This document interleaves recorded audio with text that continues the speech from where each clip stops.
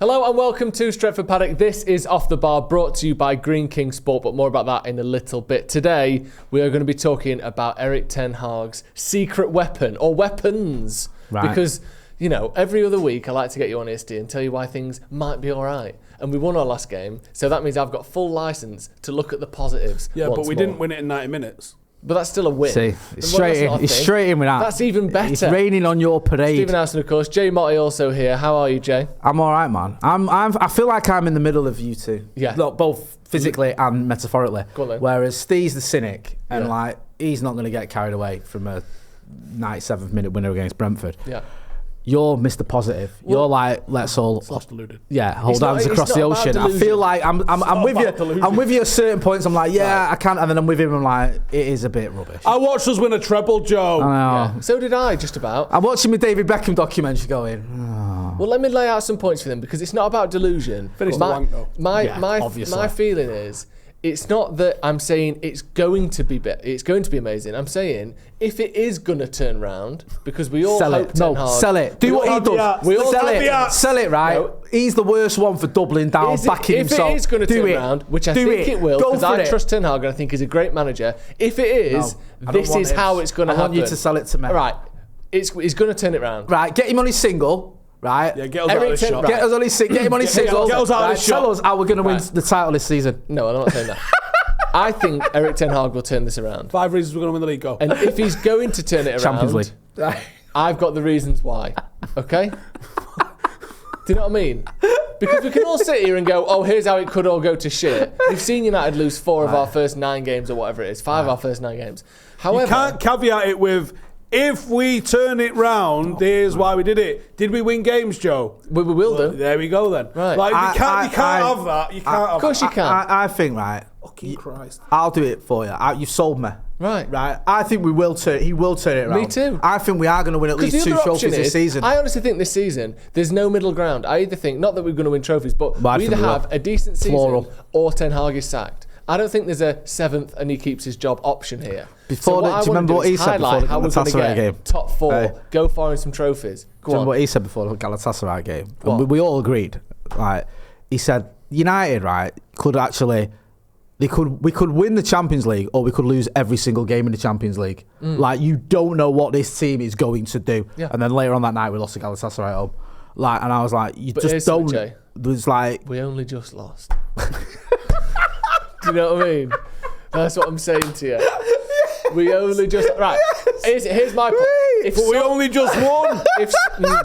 We only just lost to Galatasaray. If Solskjaer used to get blamed for moments of individual brilliance, then we cannot blame also Ten Hag for moments of individual mistakes. Right, therefore, that Galatasaray game doesn't go against Don't try and bring logic to football fandom. Yeah, come on, Joe. No, but what I will say genuinely, you can't be in the middle. Are you trying to say 2 different things can be treated through the same lens and standards? Yeah, that's mental. No, let's be serious, because obviously I'm not saying we're going to win the Champions League or the Premier League. What I'm saying is, I think the title on the thumbnail. No, it doesn't say that. We're winning the double. It's 08 all over again. Hey, that's what it's going to be. But what I'm saying is, I still think we can have a season where at the end of the year we go, you know what, we saw enough progress in enough areas where that was a satisfactory season that I think we can build from. Joe, you don't need the deluded optimism. You just have to say, we haven't had our first choice defence. Yeah. Casemiro's decided to go on a...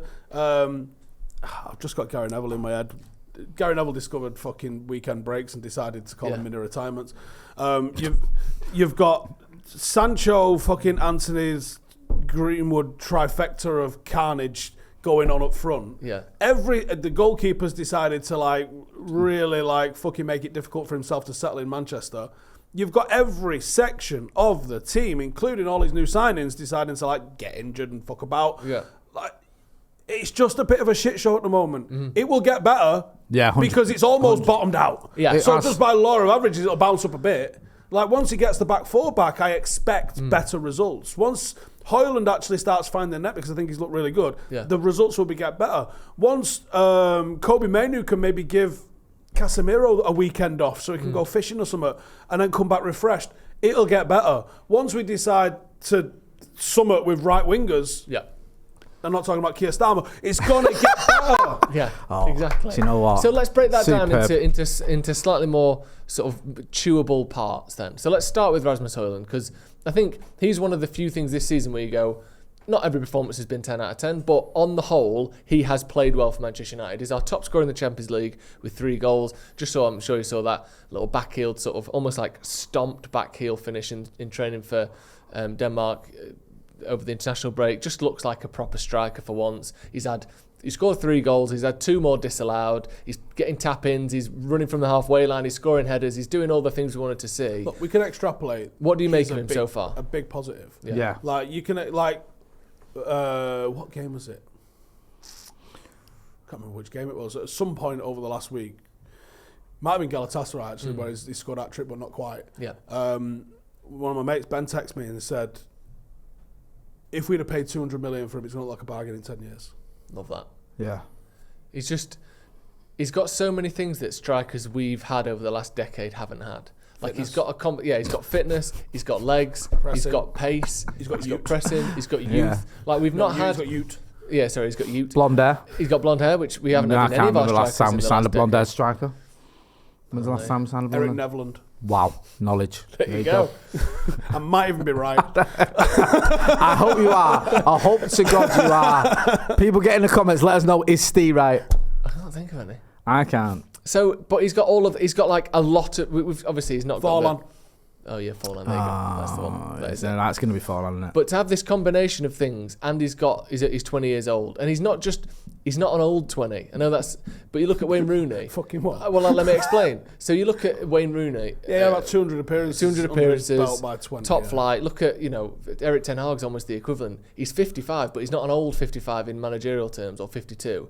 He's still very much rapidly rising. Hojlund was being released by Copenhagen, Copenhagen, wasn't it? 2 years ago. Hojlund for me, obviously, like Steve said and like you said, has been a massive positive because I was really worried.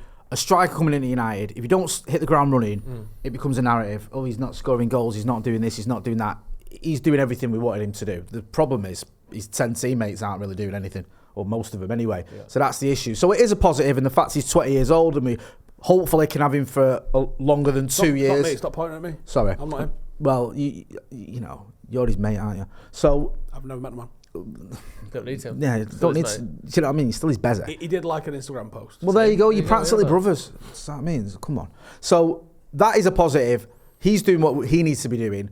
The issue we've got, and the reason I'm not quite as confident as you are, is a lot of his teammates, some of whom I really rate and who are on their day world class, just aren't performing. Yeah. And like a striker can only finish what he's given, and he's had some chances, but he's had games where he's had scraps. I like the stuff outside the box from him. There's just like I feel like I'm making so many noises every time I watch him. Oh yeah, oh go on, son. Like just I'm commentating him playing, and that's always a good sign. Yeah, I haven't really done that for a bit. No, not apart from fuck's sake. I've done that a fair bit. Yeah, I think we all have, to be fair to you.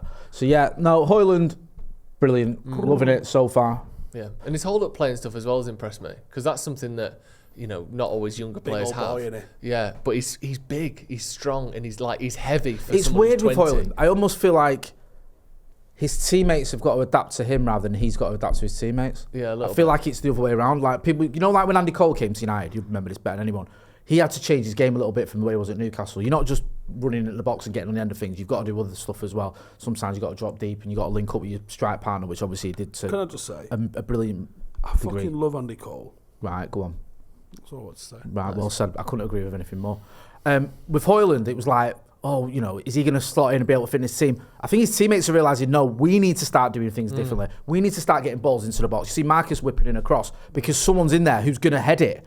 How often do you see that, United? You don't. So I think that's the problem you've got, is some of the wingers we've got, their first thought is, I need to get it onto my right foot if a Marcus will get me shot off, or I need to get it on my left foot if a man and get me shot off. Yeah. And it's like, no, you don't always need to do that. You've got a guy who's in the middle who can finish and who can head it. So maybe you need to start picking him out a bit more. And he's absolutely sprinting toward the near post. Yeah, he's never not there. Time, yeah. Or very rarely he's not there. Yeah, and it's good having someone who's got his sort of, I know he's not massive, but over 6'4", but he's not of that sort of Vegos style where you're looking, it's a bit uncomfortable and awkward. He's an athletic 6'2", 6'3", whatever. I think we've suffered as well, like with the full-back dramas, because that could be an option as well. If you've got fullbacks whipping in crosses, if Luke Shaw or whoever, or Reguilon, he's down that left-hand side. Reguilon, remember him? Exactly. Great loan signing. Do you know what I mean? Come in to give us cover for our injured left-backs and then got injured. Yeah. So now you've got... That was our pre-season, that. Yeah, exactly. He got injured because we did America. Yeah, that's it. So that's how bad that pre-season was. It injured the players we hadn't even got yet. Yeah, but it bleeds. It'll bleed. It's like putting ink on a bit of wet tissue paper. It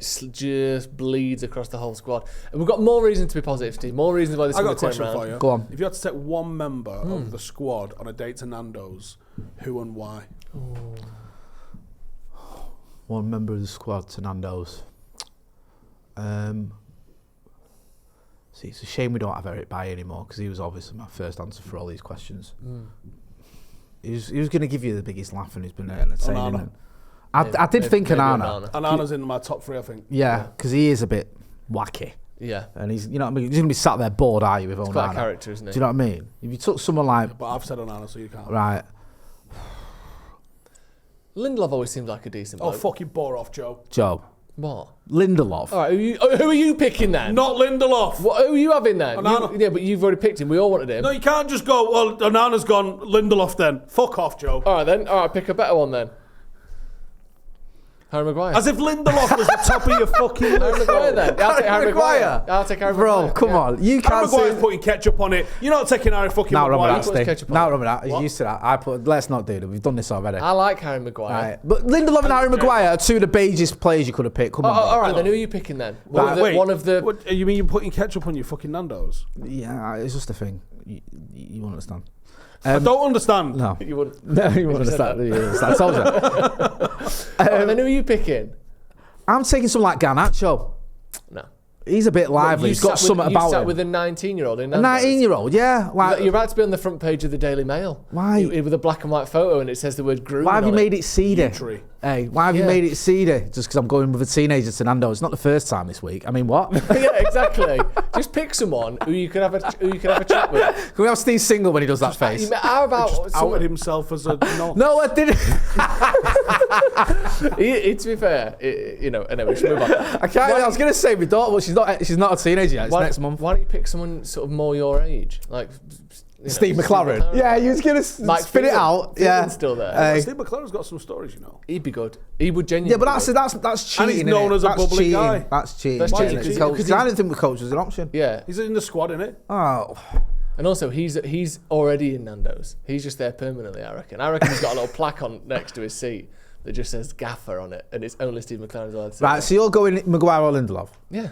Right. Fuck off. Centre-back partnership. Fuck off, Joe. Nah, I'm taking them. I think Bruno would be better than them. Oh, yeah, Bruno would be good. Yeah. But would he be sort of... rubbishing it because it's not really Portuguese food? Yeah, it's not authentic. That's the issue you've got. You see, you've stitched us up there because you've asked the question, but you had the best answer already. All right, but you asked. I was waiting for you guys. I asked you guys first, then you went, well, who do you have? And I was like, well, no. And that's because I was thinking about that. Should have got in there straight away. Would you take Martial? Are you going to be shouting at him after 5 minutes because he's not fucking said a word? Martial's not having a chat with you, is he? Who's on the phone the most? Sancho.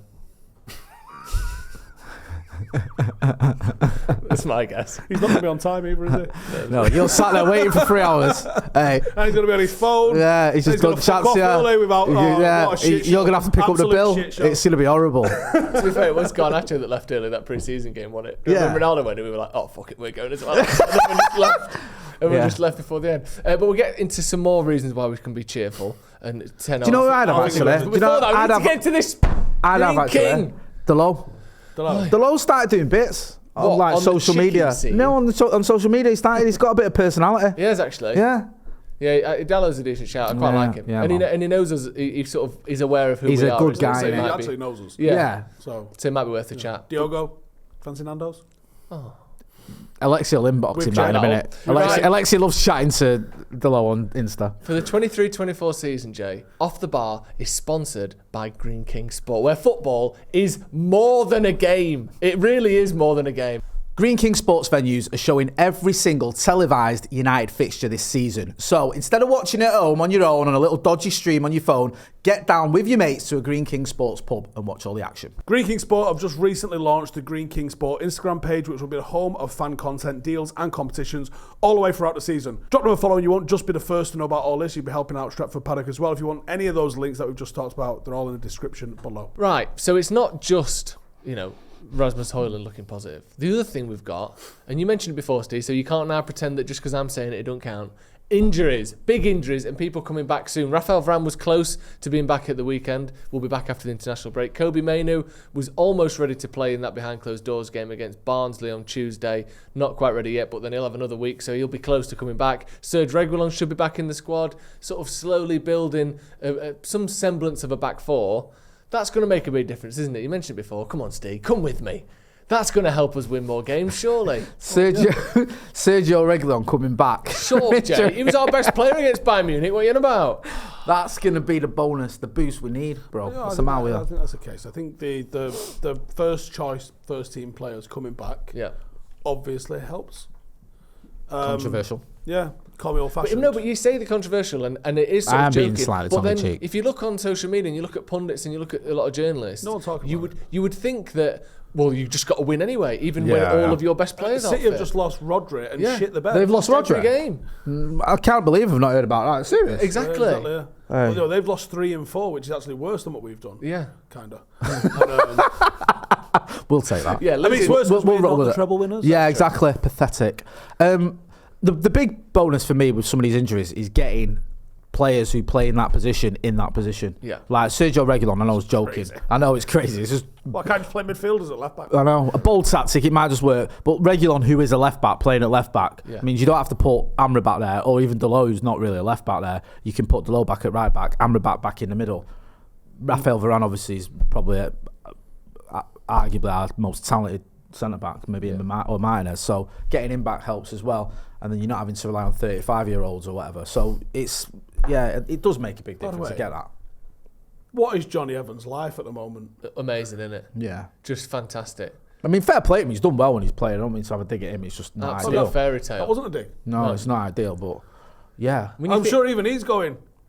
Do you know when he got announced? Like, Go he was back doing 3 those 2 months. friendlies. Yeah. And we was laughing like it was like, oh, it's like we're treating him like a mascot. Oh, give him a couple of games. We literally said that when we saw him. To him. I know. Well, we was like, hey, it's great to see you. So where are you playing next year? Yeah. Literally, that might have been word for word what I said to him. Were you 2 steps away from asking him if he wanted to come down to Paddock? No, I was 1 step away because I had to sign it on for me. In my Exactly. pocket. Can I just take your autograph here? He'd already filled it Can I up. just have your autograph here? fill Just it sign in. this for me. Just if you get a phone It's all call, blacked out. But Yeah, with a little thing there. gap there. Just sign it there and date it. Why do I need to date your autograph? I need your email address. Yeah, just do that. Legally binding. Thank you. See you next Take a picture season. of you next to today's newspaper. Don't worry about what. But getting players back in, like first team players, it's like people go, oh, you can't have excuses. But you think, well, if who's playing for the team doesn't matter, then why do we even do transfers? Why do people why do we try and improve the squad if just you should be able to win every week? Pep's the with best shit coach players? in the world, but the yeah, fucker spent like $4 billion across his career. He spent more with all than different any players. manager in history in his Yeah. career. Like, obviously he's a great manager on top of that, so it works. But you can't just pretend that losing your back four isn't a problem. Jose achieved in his career, and with whom he achieved it in his career, and who he beat on the way to achieving some things in his career, is greater achievements than what Pep has done, given the expectations at the time. That's a really good question. Pep's never really good. Pep's in a tricky position, isn't he? Because he's never won the league with anyone except the best team in the division. Yeah. But he's never managed anyone except the best team in the division. No. Yeah. So and he's not I failed. understand the argument of there's no requirement for him to go to Watford to prove himself. No. I get that. And if he steps away now, you're looking at PSG or a national team like Argentina. That's probably the only spots he's allowed to go to. He's not going to turn up at Luton and see if he can do it. Jose's Brian Cloughed it a bit, hasn't he? With Porto. Winning the Champions League with Porto and winning it with Inter is a bit like... I know Inter's... Porto the last shock winner? Well, Inter was a bit of a shock, but in terms of a great shock, yeah. I mean, Inter was already at one time Champions League winner. Yeah. I don't think Nah, Porto bro, were. I'd say the Scousers the year later was a shock for me. Finishing 5th in the Premier League and winning it. Yeah, that's true. Like, not Still as, a Premier League I team. get it's the stature and they've got. It's like, the last pedigree. big shot. Is it the last time a team outside of like the top 5 leagugues has won it? Yeah. Well, that's a good shout. Yeah, I think it is. Yeah.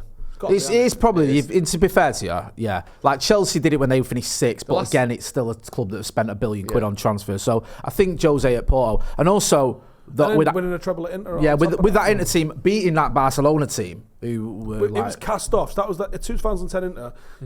Morgan, Wes Schneider was a cast off, right or wrong, right and wrong. But he was a cast-off player. Yeah. You had like some, and they didn't want him. And you had like, was it Zanetti and Cambiasso, players that were getting on a bit. I know they still, yeah. You know what I mean, like they weren't like yeah. prime, were they? They were getting on a bit, and he just Melito and was it Mike on there as well, and Samuel. Yeah. Winning a treble with that team, is that more impressive than winning the treble with City? Yes, 100%. Yeah, he's winning the. I don't think he did a treble with Porto. No, he didn't he? I don't know. If you're not sure, then no, I'm not. I think it was like a Super Cup, the league, and I don't think they would have. Because he won the UEFA Cup the year before, didn't he, against Celtic? So like, that was impressive. The only thing with Jose is he's sort of lost his way a bit, hasn't he? I mean, he did okay with Roma, yeah. But the Spurs and the United thing. I mean, he won a trophy with United, I guess, but the Spurs and United reigns and the last Chelsea reign, not great. Yeah. Where do you rank Klopp in this conversation? Real Madrid, he chased fucking Pep out of Barcelona. Let's have it right. And I don't think Pep gets enough shit for that. Where do you rank Klopp in this conversation then? Because no, I know we don't like him, but we don't like Pep either. But Klopp has won a Champions League, he's won a Premier League, and he's done it with a team that he inherited that hadn't won a title in 26 years or whatever it was. Distant third behind them two. Would you put him in that conversation? He's not third. Where would you put him? Nowhere near that. Nowhere near it. Nowhere near that. I'm talking about. I'm not sticking up for him. I'm asking you. I don't give a toss. I don't like Jurgen Klopp. Bumper sticker there. Like I'm thinking in the conversation for the greatest manager of all time. Well, I'm not putting him in that. Nowhere near that. No, or this generation then. Yeah. Since sort of post 2000 generation. I'll include Ancelotti in that. I know he's around before, but look what he did at Milan. Ancelotti's in that. At Real Madrid, obviously. At Chelsea. I don't know if Zidane needs to go in that because of the back-to-back Champions Leagues. Yeah, but you can't ignore that. But 3 in a row is unbelievable. Yeah. No one had ever won 2 in a row before. But does Simeone get a nod just for what he's achieved on that no budget up against Real Madrid and Barca? No budget, that's not actually. No, because he did spend 100-odd million on João Felix. And he's also, I think, the second highest paid manager in the world. But in terms of who he's up against and the fact he's won 2 titles, is it? Which is in against them. He gets to a final as well. He's got to 2. Lost them both to Real Madrid, which is nice for a minute. Imagine. 1-1 when they were 1-0 up after 89 minutes. And the other one on penalties. And then Ramos took it to extra time.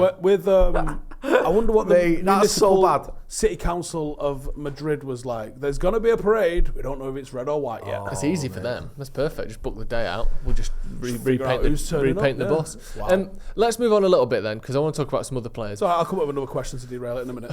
I like that. That was a decent question. Wan-Bissaka and Shaw look like they're going to come back sort of 25th of November-ish. It's mad how long they've been out. And Malacia apparently told a fan he'll be back in 2 or 3 weeks, but that's big fan conjecture of that. at Big fan of Harry Redknapping it out the car window. But when you're back for 2.5 weeks there. Lissandro Martinez not going back till January. So we've still got, it was 3 months from 2 weeks ago. So that's a... Do United go and buy a new centre-half? We should do if we were a serious club, but we won't. Todibo? People seem to be talking about him. You're not a fan? Who do you reckon we should get? He's sort of considered... I got some names. Would you like to share them with the group? No, I'm going to do a scout report and you can all watch the video first. But well, give us a couple of names, but just don't scout, just don't do the deep on them. Just give us a couple of widgets. That's unbelievable. So why not Todibo then? Because he's someone that's been mentioned. I just think he's a bit lightweight. Lightweight? Physically or? Both. Okay. Just sort of in terms of quality. Yeah, I mean, when you try and look, when you do eye test and data, I'm a little bit second prized because we didn't get Pavard, because I really liked the idea of Pavard, and I think that ship sailing is kind of like we're getting a runners-up prize anyway. But I don't think we're going to go in for, and I mean, even whether it's Glazers or Qatar, I don't think we're going to go for a first choice anyway, because I think mentally, correctly, Martinez and Varane are your first choice. Yeah. You just need someone that's better than Maguire and Lindelof. Yeah. It's just worrying, isn't it? Have you seen what Maguire's come out and said? Yeah, I didn't news. Play me or I'll leave. Don't threaten me with a fucking good time. In fairness, he just said, if I'm not getting games, then I'll explore my options. Which isn't that mental, is it really? The thing with Harry Maguire, right, and I'm not his biggest fan, but he's damned if he does and he's damned if he doesn't. Because if he comes out and goes, I don't deserve to be in the team. I love being a backup, mate. And Lindelof are all better than me. I'll sit on the bench and even I get to play. That's not the only option. Or he comes out and he goes, I think I should be playing. I'm doing well. I'm going to fight for my place. I respect that. Have you seen the quote about I've got a ridiculously high win rate? Yeah. Yeah. Okay. I mean, there is reasoning behind that win rate if we scratch beneath the surface. 100%. But I don't like the attitude that comes with it. I think there's a way, like, I don't think the way Sancho put his thing out, I think he could have rephrased that and it would have been fine. And I think the way, this is Maguire on the back of the, I've got nothing to prove. Actually, my friend, you've got a fucking hell of a lot to prove. And I think if he'd have come out, rather than saying, because it comes across as him going, well, I'm playing fine. Well, what do you think then? Sorry, what do you think what should his attitude be? If you're his agent and you're scripting this before he says it, here's what we're going to say. You want to show that you're fighting for the shirt, but you're not happy that you're not playing, and you back yourself because you want to be telling Gareth Southgate, I'm not shit backup centre-back. How do you phrase that and get all those points I think you across? have to acknowledge, right now, the manager prefers two others. Yeah. Maybe even those two are performing better than I am at the moment. Yeah. I think you have to sort of acknowledge that. You have to state I will do whatever it takes on the training ground. You know, I'm going over the mistakes I've made. Yeah. And I'm going to try and put those right, and I'll work as hard as I have to get back playing for the team, because that's where I think I should be. And I think you can say it in a way that doesn't come across as the dismissive way that I think this one comes across as. Doesn't blame other people and doesn't try and paint yourself out looking mega when you're fucking clearly not mega. Like, there was a lot of mistakes from Maguire last year, a lot of clangers from him last year. No, I'm not his biggest fan. I agree with the points you're making. I don't know. Part of me just shut the fuck up and don't talk. Switches off with his England press conference anyway. It's just like, just don't talk. But he's been put up for a press conference. Again, but that's Gareth Southgate's management. He's a fucking turd. I mean, I do think that. Yeah, Gareth Southgate, who decided to let teenage Mason Greenwood answer the Harry Maguire getting nicked in Mykonos question in his first ever England camp. Gareth Southgate, who caused a shit show on the last international break by talking about Harry Maguire. Yeah. Like, how about who's playing fucking well at the moment? Saka's on fire. Jude Bellingham on that stage. Yeah, Jude Bellingham. Yeah. Jude, you might be the best player in the fucking world at the moment. You fucking know it, lads. Yeah, exactly. But I do think that I agree with your point into that sort of my win rate is ridiculously high or whatever. There's no real need for that. But I do think in terms of missteps, considering how far he's fallen from being United's captain, finishing second, being the reason we didn't win the Europa League final in terms of public opinion, to now being fourth or fifth choice centre-back and sort of almost begging for his England spot, I do think we could have seen a lot more in terms of lashing out from him or him looking mardy or looking like... I think he's handled himself relatively well when you consider all of that. He's not slagged off the manager, he's not slagged off the club, he's not slagged off the fans. We've seen so many players get it really wrong, and I think he's maybe got it slightly wrong. But on the grand scheme of things... But that was always the issue when he was playing. I know, I'm not... but I don't think he's perfect. He'd make a mistake and go, well, forwards need to do the job. Yeah, they're fine. You can say that inside the dressing room, but as captain, I expect you to come out and go, I agree with that, but I just think in terms of missteps, he's only ever had relatively small ones. I understand what you mean, Steve, about like... just shut up and get on with it, because you've had a good game or a decent game against Brentford. Now build on it. Let's not make a big fuss about it. Let's just carry on. So I understand that. Part of me feels that if he's been sold, right, the English press office or whatever, so the FA have said, right, or Gareth Southgate, right, you're going to do the presser. You've had a load of grief. Now's the time for you to come out here and just sort of stick up for yourself, kind of thing. Because last time you had the manager going, "Oh, leave him alone," and your mum coming out. Let's go out there and just tell everyone, you know what I mean, like what you're about. Then I kind of get it, because that was just beyond ridiculous. It was, and I always feel with Maguire, it's just like a complete pantomime with him. Like, it's just like everyone's always gonna hate him. I think it's gone too far. I do. He does get a lot of unfair stick. Some of the stuff you see is just like, especially some of it's from United fans, where it's literally just ridiculed to the point of, if he ever plays for United again, the odds of him putting in a shit performance are increased by the amount of shit he gets. I think we flip this and we just go, Gareth Southgate, just fuck off, and let's blame Southgate. Yeah, let's blame Southgate. Because why are you putting him up for a press conference? Yeah. What good is coming from this? Surely Gareth Southgate can do 1 + 1 maths, right? Who are we going to put up? Harry Maguire. I wonder what they might ask him. Yeah. Or defend you can go, your place in the squad. Can I put, I don't know, John Stones? Yeah. What are they going to ask him about how everything's going great at City? Or 115 charges. Gareth Southgate probably wouldn't give a fuck about that, in all honesty.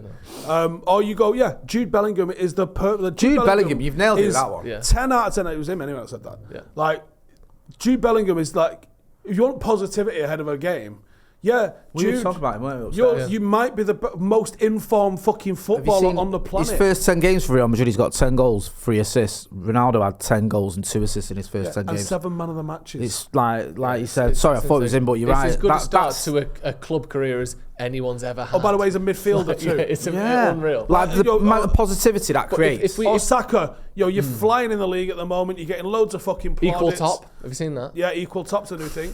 Like, you can even talk about the positivity of things that turned around from him from the Euros. Like, there's so many more stories than let's drag Slabhead out. And what the fuck did you expect him to say? Yeah. Hey, you were shit, not you personally, but United was shit against Brentford. That's a laugh, innit?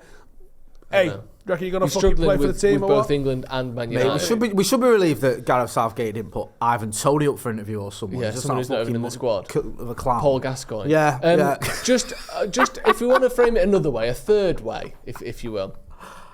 Could you see this as a little bit of fighting spirit from Tony Harry Blair Maguire? over here. Talking about... No, he left all his fighting spirit in Greece. Well, let's talk about... Because some other players, we've seen a little bit more of it recently. We've seen Amrabat, so I'll give a few quotes from United players. He said, so I have a lot of confidence and I think, we'll work hard every day. No one will give it to you. You have to work for it. But we have to work hard and I believe it will be fine. It will be good. That's a non-answer. It's a non-answer. But also, we saw Amrabat all summer, basically... No, I'm going to Man United or no one, which I quite like. We saw a little bit of the same from Hojlund as well. Scott McTominay is another one I want to talk about because he's had a lot of stick and a lot of it rightfully. But he said, it's so important to me that we all come together and that's what it means at this football club. We do it for the people. That's the same as me. I'm a fan, so I want us to do well. He's not been good at all this season. And he's even lacked, and we said this the other day, that one thing that he always had, even if it wasn't the best talent in the world, work rate, effort, physicality, trying hard. And I think some of why he's not been doing that so much is maybe a bit of confidence. He feels either left out over the summer or he wanted a move that he didn't get or a mixture. Maybe that those 2 late goals will give him, maybe even Maguire as well, a bit of a boost, a bit of a, actually, maybe I do want to work a bit harder. Maybe I do want to fight a bit more because I feel as though I'm appreciated again. I've got a place in this squad. McTominay, I could see having a place in the squad, especially alongside someone like an Amrabat who's actually capable of moving the ball forward. Yeah. If Casemiro requires an extended period out of the time, and I think his form suggests he does, Mainu's too young to be given the pressure to be relied upon. Yeah. I think if you go, Scott, I literally want you to do this thing and that thing, and it is run and tackle and then give it that fella. Yeah. Like the one with the shiny head, that one. If you ask him to do that, I think he's definitely capable of fulfilling that role. I think Scott is let down by an expectation to play the ball forward. Yeah. Because I think he lacks that fundamental ability to drive it forward. I think his passing range is limited. And I think when he's looked bad, it's because he's had too much ball. Like, you played McTominay against a low block team or Fred against a low block team, it ain't going to end well. No. But like the City games and games like that where there's a load of running required to do and a lot of covering and a lot of transition, he's always looked good in those sorts of games for me. And he's always had a little bit of a knack of arriving late. He's always managed to get on the end of stuff. People need to stop. Used to play as a striker, when he was a kid. Everyone in the squad did. No, he did, but he didn't. What happened? The full truth of the situation is United were looking at a number 9. I can't remember the kid's name. I think he was at Crystal Palace off the top of my head. I think he ended up having some sort of off the field. Yeah, off the field issue. Okay. And we ended up not signing him, but Jose Mourinho also wouldn't sanction the signing of this striker at this particular time, so Scott McTominay was forced into the 9. He didn't come through as a striker. He's always been a central midfielder. He just did one season at under-21s, under-23s, whatever it was at the time, where he played as a 9 because no other fucker was gonna. Matty Willock also had a time as a number 9. He's a central midfielder, because Jose he was like, let me sort the first team out before I fucking sanction even 250 grand for some number 9 just to play in the 21s. Right. So they'd moved people out of position to go and play them, and Scott McTominay was one of them. He was not a striker. He was a midfielder playing up front. Right. So everyone going, you can see the knack in him. No, you can't. He's just a guy that gets on the end of something. Well, we've been watching him for the last 7 years, and he's not been a striker then anyway. No. So it's kind But of. he's not bad in front of goal, and it's a decent trait to have. He can get you 7 or 8 goals a season. There was that time, wasn't there, when he scored the brace against Leeds, and if you look at one point halfway through the season, I think he had 7 goals. Yeah. Which you're like, okay, but then great return. Yeah, but then I don't think he scored again for the rest of the season. Or if he did, he got like 1, whatever. So he's not like an out-and-out goal scorer. But listen, he's another one like Maguire. You've done well. You've had that amazing cameo. Build on it now, then. Yeah. Like, let's, you're saying the right things, and I understand why he's been speaking because who's the next game? It's Sheffield United away. So there's an opportunity there. It's a Saturday night 8 o'clock film, isn't it? Yeah. Awkward. There's an opportunity there for, if Maguire starts and McTominay gets a nod, to show us what you're about a team that more than likely are going to be in the Championship next season. Do you know what? They're so shit. Sheffield United. I'm worried. They're so that last time fucking when we played them, shit. we were top of the league. We were 3-1 up with 10 minutes to go. So shit. Yeah. Heckingbottom was on the list. I thought he might go this week, actually. Really? Yeah, they're struggling. But, United can always make a struggling team look decent, which is one of this our great qualities. This will kickstart their season. Yeah. Do you know what I mean? That epic win over United. Right, I at found the Bramall first Lane. thing I'm going to derail a conversation with. Go on. When I watched Wales me this week. I saw something on your What's that social about? media. You're not into You're not even football, Welsh. are you? And I'm not Welsh. So what are you doing watching Wales I'm for? not even English either. You're not Welsh, and you don't like international football. Yeah. So what were you doing watching Wales? I don't like international football disrupting the season. Right. It's a very, very important, because I love the tournaments. I always love the tournaments. I just get to watch wall-to-wall football 4 times a day. It's my favourite shit. I don't like when you're in the meat of the... we had a fucking international break 3 weeks ago, for fuck's sake. Like, it's horrible, isn't it? Stop fucking about. Just... Let's have an international break season. If you do one every 6 months or something like that, and it's a bit of a time, you can get a few games in, and everyone else is a winner, right? That would be miles better than like go now and then 3 away and like, fuck off with that shit. But yeah, I just had the opportunity to go watch Wales. They were playing the mighty Gibraltar. I believe they're ranked 198th in the world. Dan Higginbottom still playing for him. The what? Dan Higginbottom still playing for Gibraltar. No, how many caps do you reckon he got? 2. 3. Stick the post there. But you're also 50% out. That's a good point, well made. No, Absolutely undercut the fuck out of it. Yeah. So yeah, I went and watched a happy coincidence. I was looking at the team sheet before we went in. Saw Charlie Savage. He's playing. I was like, I don't think he's played it full international before. Had a look. Nope, he hadn't. It was his debut. Oh, nice. I thought, I better see Robbie Savage. The first person I see as I walk into the stadium is Robbie Savage. Were you with the proletariat or were you up in the Ivory Towers? No, I was with the unwashed. Where was Slumming, it's not like you. Do you know Robbie Savage to say hello to him? You did that Did you say thing that? for him, didn't He's you, at New Era, BT? isn't he? Yeah. Oh, right. Oh, so. And yeah, I've been on video. Yeah. No, so I said hello to Robbie Savage and I said, see, Charlie's getting his... And I see him at United youth games and stuff as Charlie's been coming through forever. So I saw him and said, Charlie's getting his debut. Exciting. And he said, yeah, see how it goes for him and all that lot. He put in 134 fucking passes. That is good. That's meant. That's proper Busquets numbers. 94%. I think he had 143 attempted, 134 completed. Had a few shots. It was a fucking unreal performance. It was a bit attack versus defence, but he also, it wasn't like the other number 6 had similar. He was double the nearest guy's passes. That's it. He just was a fucking metronome. He's had a great old time at Reading as well, flying. And he was meant to get his debut, I think, and then go back to the 21s this weekend, and they've kept him in the first team. That's good. I mean, they're going to get spacked up this weekend because they're playing Croatia. Similar level. We sold him, didn't we? He's not on loan. We sold him. Yeah. Oh, released him maybe. Okay, yeah. But yeah, it was really fucking impressive performance. I was sat with Ash, obviously former Welsh captain. They went and gave him a fucking ashtray or something at half time on the pitch. Love that. I don't know what it was. All trays are ashtrays when you do with Ash, then, aren't That's they? true. Yeah, it's literally an ashtray. Even a baking tray's an ashtray. If it's his. It's got like the Welsh flag on it and says like fucking cheers Ash for captaining the country for however many caps he did it for, how many years he did it for. He actually did a really good speech on the pitch at half time, but he come and sat back with us, literally just in the stand with all the rest of the scum. That's cool. And I'm thinking, imagine Beckham, Shearer, other England fucking captains can you think of? John Terry? Definitely wouldn't be seeing him there. You saying you wouldn't sit next to him? Robbo, yeah. I don't think he'd sit with some of the people I was with. Bobby Moore. But, you just wouldn't see these people sitting in the fucking cheap seats. Like Ash took a load of kids. He took his junior team that he coaches. So you just I'm just thinking, I mean, obviously, it took us an hour to get out for the amount of selfies he had to take, which is brilliant, isn't it? Yeah. But, like, how fucking cool is that? Like, the former captain is just fucking in there. Sat with you. Yeah. They won 4-0 as well, didn't they? So yeah, they didn't really try in the second half, I'm going to be honest with you. Yeah, they had about 18 minutes where they fucking smacked them up, and then they went, all right. Mate, if you're going to go and watch Wales, there's no better way to do it than that, is there? Well, I might be going. They play Croatia, and I think it's going to be in the balance whether they qualify or not. This is going to be your new thing, isn't it? You're going to become a Wales fan. This is the most Stephen Howson thing ever. But do you know what? We was talking. Me and Ash was talking Wales before. fans. I've been to some fucking nutty Welsh games. I went and watched Dylan Levitt play. I seen his mum as well last night after the game. I went and watched Dylan Levitt play against San Marino under-17s. How many people do you reckon was at that game and then fucking Gibraltar? That's true. Yeah. There's probably about 18 of you, and the rest of them are not worth. Yeah, they're probably to. all working for Wales. Yeah. Like, there's no fucking way there was a load of... I mean, that was in Bangor as well. There was literally no... Me, Dave Pritt, my mate, Farky went. There was no fucking way. It was like, should we just fucking go Wales and watch this game?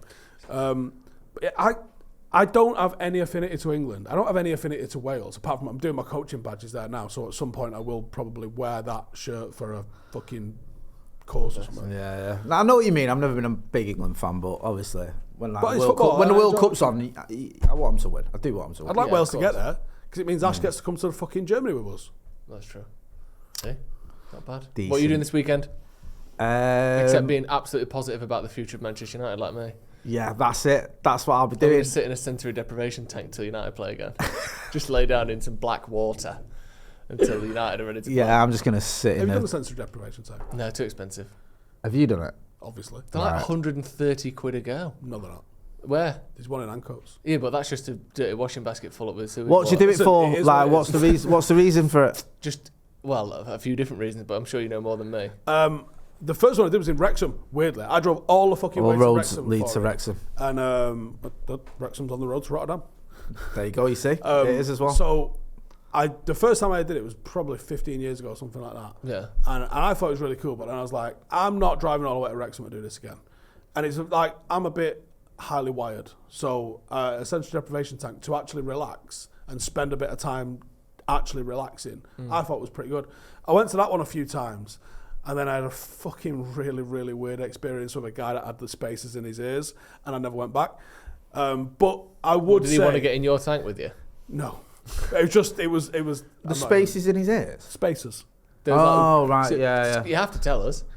I can't. What? Why? It wasn't sexual or anything. It was just like, it was bizarre, and I didn't feel comfortable. Did he work there? Yeah, and I was like, I'm not coming back. Okay. So, but there's one in Ancoats if you fancy going. If you fancy having a experience so weird that even Stephen Howson won't talk about it. If you fancy having that, head to that was one. only like, I don't know, 30 quid or something like that. So it was fine, yeah. Okay, I might give that a go then. But it is a deeply relaxing thing. So the water is the same temperature as your skin. Yeah. And you float. There's a lot of salt in it. So you float, and I feel like I'm, and you're probably moving 1 millimetre an hour, but I feel like I'm fucking doing that. Floating all and over. You're not. But you start to see all mad, vivid colours like blacks and purples and golds and all triangles and things like that when you just fucking lie there. Ten Hag lifting the Premier League, I lifting just- the Champions League, I do lifting what? the FA Cup. I'll go back with you if you want to go. I'll go. We're There going you go. together. You can Me, go together. you, the bloke who wants to get in the tank with us, who works there. Guys, with All face- three of us in a face single tattoos. tank, just squashed in like sardines. That's gonna be fantastic. What are you doing this They weekend? play a load of like fucking like Whale music and that. panpipe music and Oh, I shit like for a day. But it's relaxing. I should probably do it way more often. It might Yeah. calm me down a bit. Probably will. Well, considering there's no football, I'll probably spend some time with them people that live in my house. Yeah. Got one now and again, haven't you? It's a good idea, that. Yeah, may What- as well. What are you doing, Steve? You going to watch Wales, Croatia? Nah, we got a game on Saturday. Should be fireworks. Because we're near bonfire night, or because actually, I need last to time speak you to played about him, there was a this. I need to- 22-man brawl. I've got a theory for you, Steve. I think you're developing a culture of physical and verbal violence at your football club. Not a week goes by when there's either a red card or some sort of off-the-pitch brawl. That's not true. There Right. was one last week. Right, but most weeks there was a little bit of one, wasn't there? Some sort of Last week scrappage. what score was it? 6-2. No, there wasn't. Nah, okay. Last week was fine. A lot of Right. weeks there's some sort of fracas. Joe, I can't help it if people are jealous of the absolute raging success we're having at the 13th level of English football. There you go. And I think that's a good final Hey, listen, word for this podcast. it's free. Free entry, 2 o'clock kickoff, and like Jay said, yes, there might have been a 25-man brawl the last time we played them. I might have said something a bit spicy in the programme, so let's see how this one goes. If you want to come down and get a programme, read it, and then go, fuck me, this is going off. This will be the first ever football programme that's going to be used as evidence in court as well. That's fantastic. Tensions were rising anyway because of this, Your Honour. What I've said is factually accurate, but it is going to piss them off. Great. Right, that's going to be all from us. Make sure you check out the Green King Sport Instagram account, like we said before. The link is in the description. This has been Off the Bar. Reasons why United are going to turn it round. We've proved it. Tell us who you want to take to Nando's. Also, if you haven't already, check out the link in the description. We have got a brand new live show on the 28th of December. We will be in Dublin. We will be there on stage, in person, for the Paddock Podcast Live. Me, Jay, Steve, and Adam McCullough, and special guests as well. Make sure you check out the link in the description for your tickets. Thank you very much for joining us. We'll see you in a bit.